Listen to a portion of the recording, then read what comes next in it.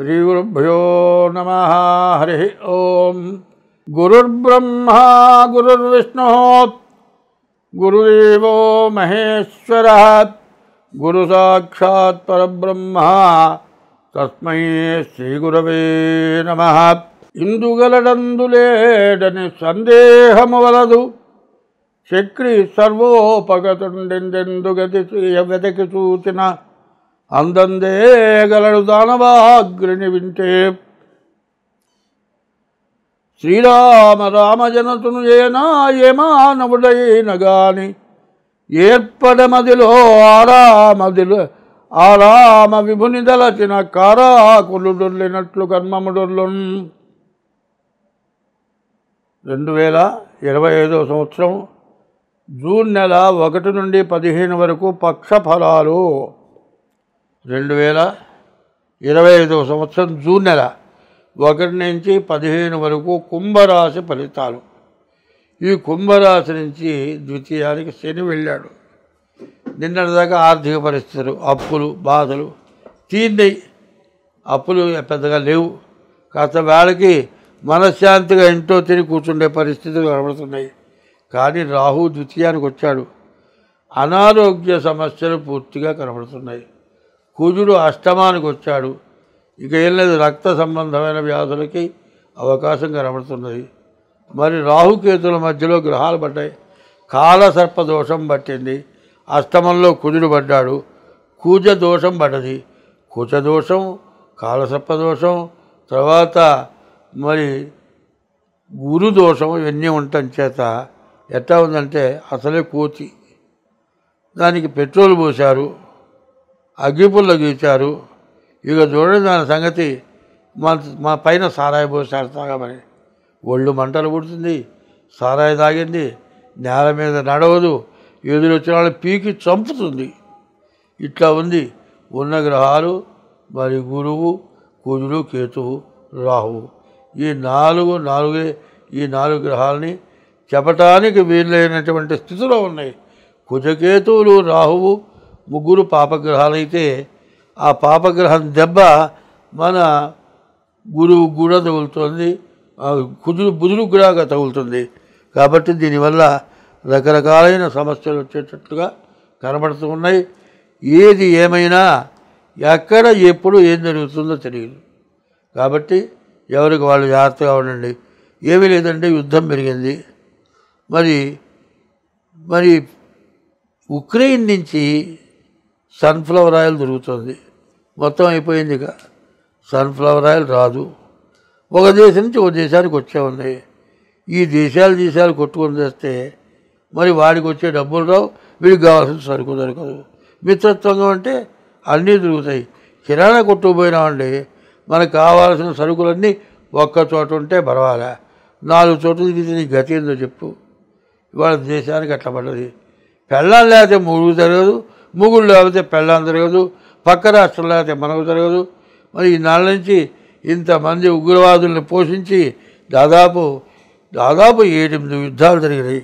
ఇండియాని నాశనం చేశారు. ఆఖరి పార్లమెంటు హాల్లోకి వచ్చారు. తర్వాత కసబ్బు వాడు పసక్కైనాడు చివరికి. ఇంతమంది ఇన్ని జరిగినాయి కదా. ఇన్ని జరగడానికి ఏం కావాలి?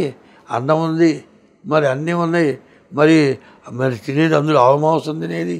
ఇన్ని తింటే కూడా తాగటానికి నీళ్ళు నీ గతి అని చెప్పి ఇప్పుడు భూమికి పంట లేకపోతే మానే, భూమి తడవకపోతే నీ గతి ఏంది?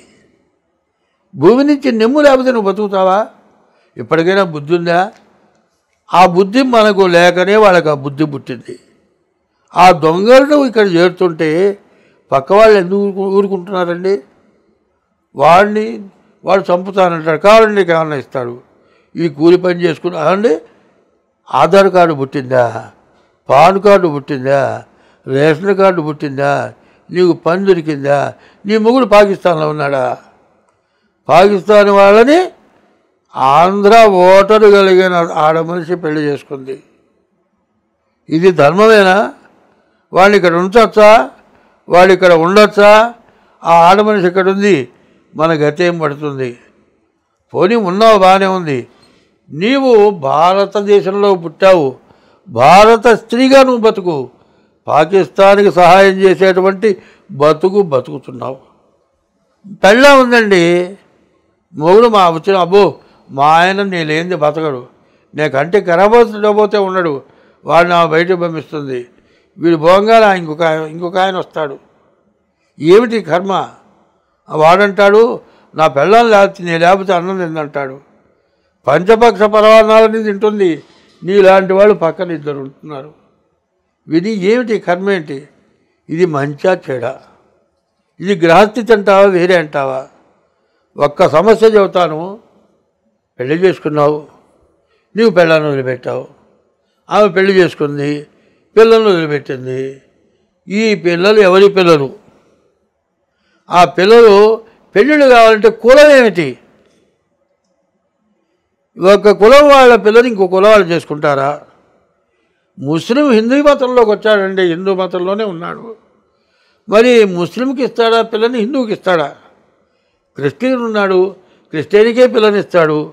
మరి కోమట్లు ఉన్నారు, క్రిస్టియన్ మతం పుచ్చుకున్నారు, క్రిస్టియన్ మతస్థులకే పిల్లని మళ్ళీ నీ కోమటి కులంలో పిల్లని ఇచ్చుకోవాలి. నీవు మతం మారాలి, కులం పోయినా పర్వాలేదు, కులం కావాలి, మళ్ళీ కులం కావాలి, మతం మారాలి. తలకాయ కింద పెడదాం, కాళ్ళు పైకి పెట్టి నడుద్దాం. ఇంతేనా చేస్తుంది? ఇది విమర్శ కాదు, తెలుసుకోవటం చెప్పటం. ఇది ఈ ధోరణి ఒక్కోసారి నాకు వస్తూ ఉంటుంది. నన్ను మాత్రం ఎవరు తిట్టద్దు, అందరూ బాగుండాలి. మరి ఏ మతం మీద నాకు ద్వేషం లేదు. అన్ని మతాలకి దేవుడు ఒక్కడే. ఏ మతమైనా, ఏ కులమైనా, ఏ ఆచారం అది. అన్నం తినేవాడు అన్నం తింటాడు, చావలు తినేవాడు చావలు, అక్కడ చావలు ఇక్కడ బియ్యం. ఏమండి రైసు ఇంకో చోట. ఈ రైసు చావలు బియ్యం ఒకటే. కానీ అక్కడికి పోయి బియ్యం ఎవరు అంటే ఈడు చావలు ఇవ్వమంటే ఇస్తాడు. మరి అమెరికా పోయి రష్యా పోయి అక్కడికి పోయి రైస్ ఇవ్వమంటే ఇస్తాడు. అట్లాగే భాషని బట్టి కులాలు మారినాయి. ఎక్కడ ఏ ఏరియా పిల్లని కులం ఒకటే కావచ్చండి. ఏ ఏరియా పిల్లని ఆ ఏరియా చేసుకుంటాడు, కానీ ఇంకో ఏరియా పిల్లని చేసుకుంటే వాళ్ళ భాష రాదు, వాళ్ళ మనస్తత్వం రాదు. ఇందువల్ల ఇబ్బంది పడుతున్నారు. అట్లా ఇబ్బంది పడకుండా మనమంతా ఒక మంచి పద్ధతిలో ఉంటే బాగుంటుంది. ఇక్కడ సిక్కులు ఉన్నారు, ముస్లిమ్స్ ఉన్నారు, హిందువులు ఉన్నారు, క్రిస్టియన్స్ ఉన్నారు, అరబ్బీస్ ఉన్నారు, ఏమండి మహారాష్ట్ర వాళ్ళు ఉన్నారు, మరి కర్ణాటక వాళ్ళు ఉన్నారు. అన్ని రాష్ట్రాల వాళ్ళు ఉద్యోగం చేస్తున్నారు.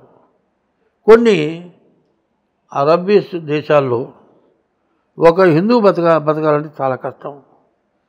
పాకిస్తాన్లో అమ్మవారు శారదా అమ్మవారి గుడి, అది శంకర స్వాముల వారు ప్రతిష్ఠించిన గుడి. అక్కడ హిందువులు ఉన్నారు. గర్భాలయంలో విగ్రహం పోయింది, దేవాలయం మొత్తం నాశనం చేశారు. మరి ఇండియాలో ముస్లిమ్స్వే మసీదులు ఎన్ని ఉన్నాయండి? బజారుకు ఒక మసీదు ఉంది. ఇది ధర్మమా, అది ధర్మమా? ధర్మంగా బతకాలి అంటే ఒకళ్ళకి వైరం ఉండద్దు, ఒకళ్ళతో ఒకళ్ళు వైరంగా ఉండకూడదు, ఒకళ్ళతో మంచిగా ఉండాలి. ఆ మంచి ఎంతవరకు ఉండాలి? తల్లితో ఎట్లా ఉండాలో తల్లితో ఉన్నట్లు ఉండాలి. 60 ఏళ్ళ వాడు పోయి 20 ఏళ్ళ పిల్లవాడు పోయి 80 ఏళ్ళ ఆమెను పెళ్లి చేసుకున్నాడు. ఈ మధ్య యూట్యూబ్లో వచ్చింది. ఆమెకు మూడెందుకు, వీడికి పెళ్ళాం ఎందుకు? ఎక్కడి దాకా వద్దు. కనీసం కుక్క పిల్లలు ఉన్నాయి, ఒకటే సైజు కుక్క పిల్లలు కలిసి తిరుగుతాయి. మరి బాగా ఎద్దులాగా ఉండే మగపిల్లితో చిన్న పిల్లి తిరగదు. దానికి తగిన యుక్త వయస్సు వచ్చిన తర్వాత ఆ పిల్లి కూడా ఆడపిల్ల అయితే ఆ మగపిల్ల ఎమ్మడబడుతుంది. ఇప్పుడు అదే మగపిల్లి అప్పుడప్పుడు పుట్టిన పిల్ల ఎమ్మడబడుతుందా? ఆ పిల్లి కన్నా, కుక్క కన్నా, పంది కన్నా మనం నీచాన్ని దిగుతున్నామో చూసుకోండి. అంతకుముందు ఎవరో మరి కోతులతో సంభోగం చేశారని కొన్ని వచ్చినాయి. ఆ కోతుల కంటే కుక్కల కంటే మన జనం పాడైపోతున్నారు. అట్లా పాడు కావద్దు. మరి ఎయిడ్స్ రోగాలు ఊరికినే వచ్చినాయా? క్యాన్సర్ ఊరికినే వస్తుందా? ఇదంతా తినే తిండి, తిరిగే తిరుగుడు, దీనివల్ల నాశనం అయిపోయి దానివల్ల జనాలకి అంటుకొని భ్రష్టత్వం పడుతున్నాం. ఎవరికి వాళ్ళు నిఖాసుగా ఉందాం. నేను చెప్పబోయేది అది. ఎవరికి వాళ్ళు నేను తప్పు చేయను అనుకుంటే తప్పు చేసేవాడు ఎవరైనా ఉంటాడా? తప్పు చేసేవాడు ఉండడు. ఇంత మొత్తుకుండేది ఏంటంటే మిమ్మల్ని అన్నీ వీడోడు ఈ ముసలోడు నన్ను విమర్శించేవాడా అని అనుకోవద్దు. అనుకున్నా నేను చేయగలిగింది ఏం లేదు. ఇప్పుడు ఏ వయసు వాళ్ళు ఆ వయసుగా ఉండండి. ఆడవాళ్ళు ఒక రకంగా ఉండి మగవాళ్ళు ఒక రకంగా ఉండండి. ఎవడి పెళ్ళంతో వాడు ఉండండి, ఎవరి ముగ్గురితో వాళ్ళు ఉండండి. వంకాయ కూర ఒకటి ఉంది, టెంకాయ కూర ఒకటి ఉంది, తర్వాత దొండకాయ కూర ఒకటి ఉంది. దొండకాయ వంకాయ అవుతుందా, వంకాయ టెంకాయ అవుతుందా, టెంకాయ కొబ్బరికాయ అవుతుందా, కాకరకాయ అవుతుందా? కాకరకాయ కూర కాకరకాయ కూరే, దొండకాయ కూర దొండకాయ కూరే, దోసకాయ కూర దోసకాయ కూరే. దోసకాయ కూర అన్నీ నువ్వే తింటానంటే తినొచ్చు, కానీ ఒక జాతి జంతువులు తింటాయి. కుక్కకి అన్నం పెడతారండి విస్తరేసి, బాగా పంచపక్ష పరమాన్నాలు వేసి అన్నం పెడతారు. ఆ కుక్క ఏం చేస్తుంది? గబగబ వస్తుంది, ఆ విస్తరి బట్టి లాగి కింద పోస్తుంది. ఆ విస్తరి ఇట్ట దులుపుతుంది, నేలమట్టం చేస్తుంది, కాళ్ళతో లాగుతుంది. అప్పుడు ఆ కుక్క అన్నం తింటుంది. అంటే నీవు కాక పరాయి స్త్రీ ఇట్లా చేస్తావా? కుక్కకి నీకేమైనా తేడా ఉందా? ఒక్క సెకండు. ఎందుకంటే ఆ స్త్రీ వ్యామోహం ఒక 5 నిమిషాలు 10 నిమిషాలు.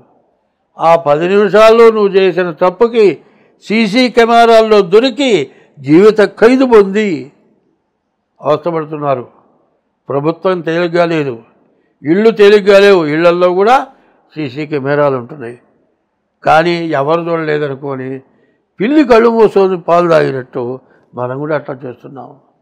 ఇది అన్ని రాసులకు కూడా వేయండి. అన్ని రాసుల వాళ్ళకు కూడా ఈ చెప్పింది వేయటం మంచిది. ఎందుకంటే ఎవరు ఉండాల్సిన వాళ్ళు ఆ విధంగా వాళ్ళు ఉన్నాం. ఎందుకంటే ఒక్క మగవాడు సంపాదిస్తే ఇల్లు తిరగదు, ఆడమనిషి కూడా సంపాదిస్తేనే ఇల్లు తిరుగుతుంది. ఈ ఆడమనిషి మగ మనిషి ఒక్కచోట ఉద్యోగం చేయడానికి కుదురుతుందా? కుదరదు. మరి అక్కడ మగవాళ్ళు కొంతమంది ఉంటారు, ఇక్కడ మగవాళ్ళు కొంతమంది ఉంటారు. ఈయన్ని చూసి ఆమె ముడబడి, ఆమెను చూసి ఈయన ముడబడి, కన్న పిల్లలు వదిలిపెట్టి, తల్లిదండ్రులను వదిలిపెట్టి, ఇల్లు వాకిలు వదిలిపెట్టి, ప్రేమపుత్రులం మనం ఎవరేమన్నా ఇక వినం అని ఎగిరి ప్రేమ పక్షులుంటాయి వీళ్ళు. ఈ పక్షులు ఏమైపోతాయి తెలుసా? చివరికి రెక్కలు పోయి నాశనం అయిపోతున్నాయి. కాబట్టి ఎవరితో ఎట్లా ఉండాలి అని మీరు తెలుసుకుంటే, వాళ్ళు తెలుసుకున్న వాళ్ళు ఉన్నారు. బజారు కాలువలు బాగు చేస్తున్నారండి వాళ్ళ పిల్లలు డాక్టర్లు. ఇళ్లలో పోయి అంటూ పాచి పనులు చేస్తున్నారు వాళ్ళ పిల్లలు ఎస్పీలు. మనం చదువుకున్నాం, చదువుకొని ఏం చేస్తున్నాం? మన ఇంట్లో పనిచేసే పిల్లలను వదిలిపెట్టి పనిచేసే పిల్ల ముడబడుతున్నాడు వీడు. నీ ఐశ్వర్యానికి ఏమిటి విలువ? నిజంగా వాళ్ళు భార్యాభర్తలు, మొగుడేమో ఆటో వేస్తాడు, పెళ్ళం ఇళ్ళ పోయి గిన్నెలు దూవుతుంది. శుభ్రంగా మొగుడు పెళ్ళం సంపాదిస్తారు, పిల్లల్ని చదివిస్తున్నారు. లేబర్ అంటే లేబర్ వాళ్ళు కాదు, అసలు మనం లేబరం. వాళ్ళు కష్టపడి పిల్లల్ని పెంచి పెద్దవాళ్ళు చేసి వాళ్ళు ఆనందంగా మనకు అమ్మాయి చెబుతుంది, నేను కలెక్టర్ చేశా, మా అమ్మ నాయన కష్టపడ్డారు. ఒక అమ్మాయి కలెక్టర్ అయితే తండ్రి ఆ ఏరియాలో ప్యూను, కలెక్టర్గా పోయింది. ఆ అమ్మాయి తండ్రి అని ఎవరికి తెలియదు. ఆ తండ్రి సంతోషపడుతున్నాడు, ఈ పిల్ల ఏడుస్తోంది, మా నాన్న నా దగ్గర ప్యూనుగా చేయటమా అంటే. తండ్రి ఎట్టా సంతోషపడతాడంటే పిల్లలు కాళ్ళైనా బిసుకుతాడు, పిల్లల్ని ఎత్తుకొని మోస్తాడు, తిరుగుతాడు. ఆ తండ్రి నా కూతురు కలెక్టర్ అయిందని ఆనందపడతాడు.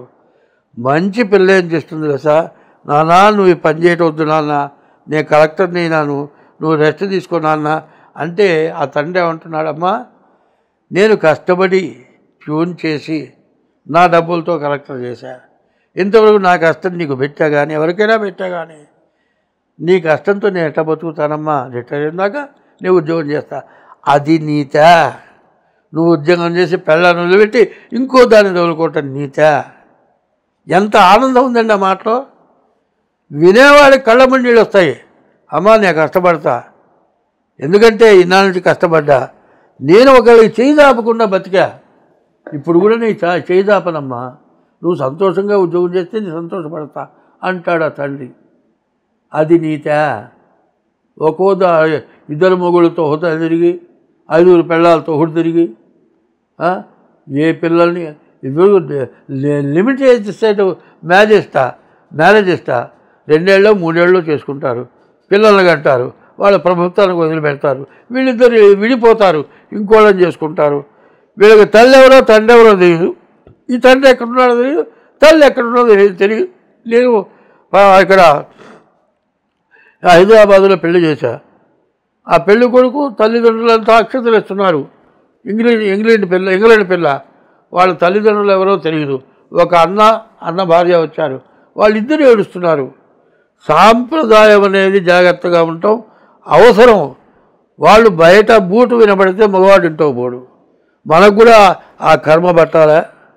బాగా ఆలోచించండి. 2 చేతులు ఎత్తి దండం పెట్టి చెబుతున్నాను నేను, దీన్ని అవలంబించండి.